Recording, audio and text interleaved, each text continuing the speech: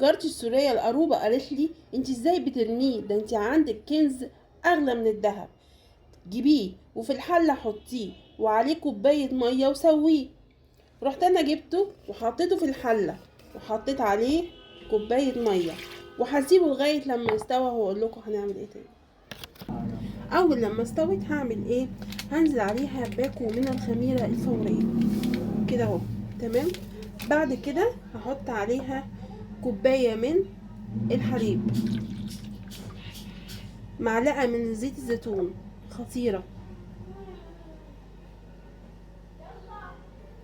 معلقة من زيت الزيتون. هحط كله على بعض. بعد كده هاخده على الخلاط او الكبة وهضربه وهقول لكم هنعمل ايه. بصوا بقى ده شكله بعد لما خلص. بصوا عامل ازاي. بصوا بقى يا حلوين، هبتدي احطه على شعري كده بالشكل ده كده اهو. شايفين كده اهو.